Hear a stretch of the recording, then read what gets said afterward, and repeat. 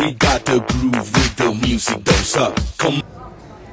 Welcome back to the studio, MMAnytt, and we got some new guests in the studio. We're going to start with Bruno Carvalho over here, all the way from Brazil. Yes. Not really, all the way from Gothenburg, but we have all the way from Stockholm, actually. But right now living in Stockholm. Right now, yeah. David's back, or still with us, and we got Frank Trigg all the way from Las Vegas. Yeah. I'm a bit nervous, Frank. You've been doing this for a long time, and feel like we're a little bit scrutinized here by the only advantage you have is that my Swedish is just slightly worse than my really bad English. So we can always say things. Because you speak pretty good Swedish, Bruno, right? I understand, but I talk very little. that's actually good. Yeah. That's actually a good thing. One of the questions is, Bruno, you've trained with Bassam before. Yeah. Bassam Youssef, and who's now fighting Papi, who you train with currently. Yeah. Predictions on the fight. Two Swedes fighting each other. Like you said, right now I train with Papi for about almost a year now. He improved a lot since his last fight. Especially on the ground, we've been working a lot, me and Alan Finful. And Pap is a southpaw, hits very hard, a strong guy. I think Pap is gonna take it. Yeah? Yeah. How long did you train with Bassam? Or? Not so much. Just when I moved to Sweden, I've been visiting the Gladiators a few times. Right. Yeah. And you got a fight coming up yourself? Hopefully, I fought in March. Yeah, got a win, and then they offered me a fight in May. So I'm looking forward to it. Just trying to find an opponent now. Right now. And what do you think about two Swedes fighting each other in Sweden? Good for the crowd, good for the show to bring more people in. But I wouldn't like to do it. I wouldn't like to fight another Brazilian in Brazil. Which is rare, right? Frank, you've been around in the game for a few minutes. Now, especially when you see the UFC going to different countries, it's rare to see two people from the same country fighting each other. A few minutes? I'm in the sport longer than even alive. So, yeah, a few minutes. Thanks for making me that young.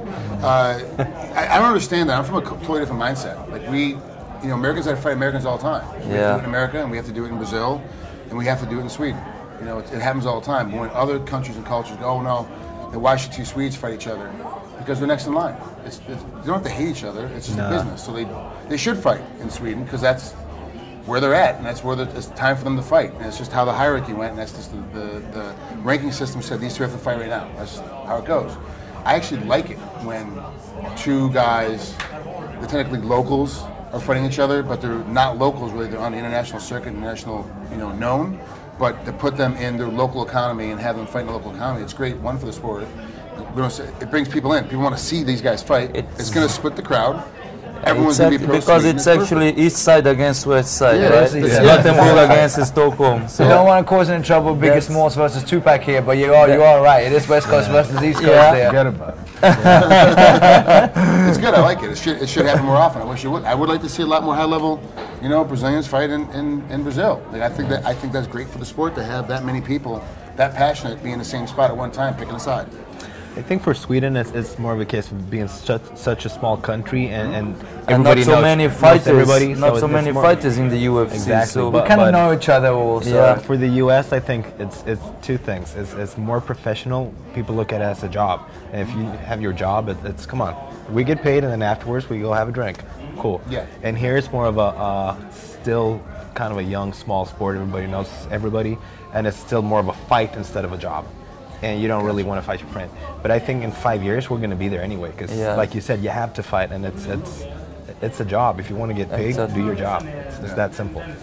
Talking about doing a job, you're here to do a job. You work in the corner for Ryan Couture, alongside two great men, One Tim great Lane, guy, one great guy, and you, and you. Yes, yeah. How you pulled that off, I don't know, man. Sam and Randy must love you. How they put you as a third guy in the corner, I'm not real sure, but it'll be great. You can carry a water bucket and we get the spit cup. It'll be perfect. I worked your corner. Twice, yeah. 1-on-1. Three times. Three times. 2-1. Yeah, thanks, Marty. What do you think of Ryan Couture's fight versus Ross Pearson? You got to take it with what I say with a grain of salt because I'm biased. Of course, I'm on one side of the coin. I'm not looking at it from an analysis standpoint where I got to call this fight and figure it out. I'm calling from a guy that I see every day. I train every day. I travel with them overseas. It's a bigger deal. From a betting standpoint, he's the underdog. Everyone's saying that Ross is a huge step up in competition. Ross believes that it's a step down in competition for him because he's so much better than Ryan. It really doesn't make that much of a difference. Ryan, if you watch how he fights, every fight he gets 20 to 30% better. Not 2 to 3% better, 20 to 30% better. When you get that much better every time, you can't judge the record off of experience level. Like he's a lot more experienced than what people think he is. And Ryan's in a tough spot because you throw him hard guys, he beats a hard guy. So he knows for sure because he beat that hard guy, the next fight's gonna be another hard guy. He doesn't get that break, he doesn't get that tomato can. He only gets the next best guy that's right outside of his limit, and it forces him to race to that next limit. It's gonna be a great fight. And I mean, let's be honest. Internationally speaking, not in Sweden, but internationally speaking, now that Struve's out, like the main event's kind of, we don't know. The rest of the world is kind of, we lost it. We lost Struve, so we don't really care. They do care because the main event's another fight. They're going to watch Mousasi fight. They want to see the fight, but they aren't going to be that vested in it. So now it's in the co-main event, even though it's the fight before, it becomes the real event that everybody's going to be paying attention to, which adds pressure to both camps. Now you have to perform better. There's more eyeballs going to be watching. Everybody's expecting something dynamic and explosive to happen. And Ryan deals with that pressure every day. So for him, it's not that big of a deal. Ross doesn't deal with that pressure all the time. When he gets put under pressure, he fails. He falls apart. And Ross is pretty well known in Sweden, and from the Ultimate Fighter. So, honestly, David, did you know that Ryan Couture fights as well? Randy's son. I've seen he was in. I've seen 2 of his fights because I watch a lot of MMA. That's true. You do watch a lot. I realized last year. Very, very versatile. He wasn't. I think he was in Strike Force. Correct. If I'm not. And then I don't know how many fights he's had in UFC, but this debut here as a co-main event. Wow. And we no pressure. No pressure. And we have So nice Ilya now making his UFC debut. We talked about that before going in as the main event. You train with Ilya as well. Yeah, he's out training at our stores sometimes. Realistically, Helping. his chance of winning against Gegard Mousasi, someone that's experienced and good as Gegard Mousasi.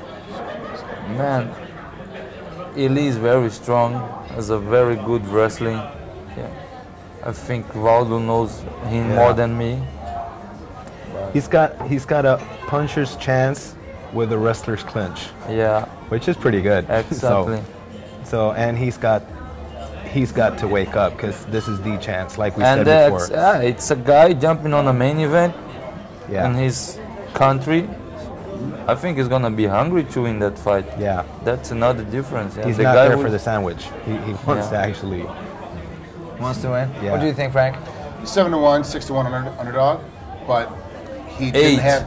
He didn't have. No, the line shifted. 8 something. The line shifted again. He doesn't have that 6-week pressure.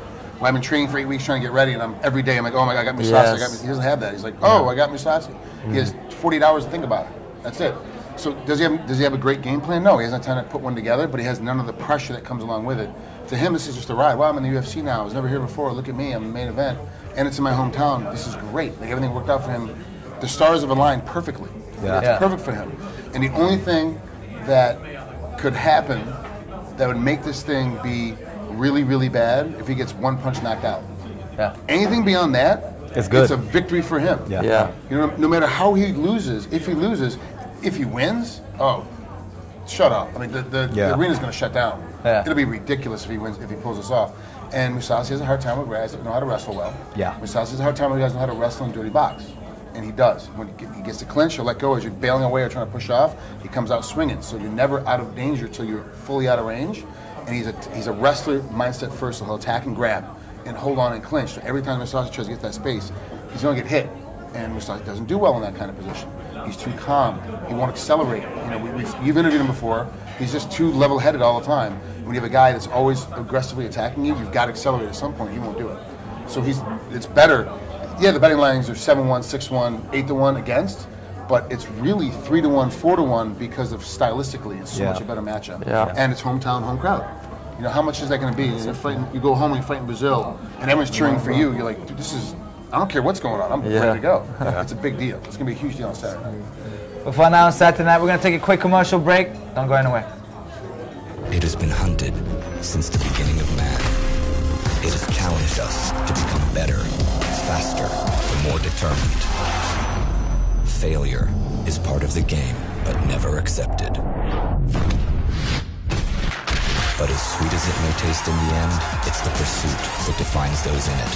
Here's to victory. Next chance to join the chase. Betta live i mobilen. Nu dubblar vi din första insättning. betsafe.com. In it to win it.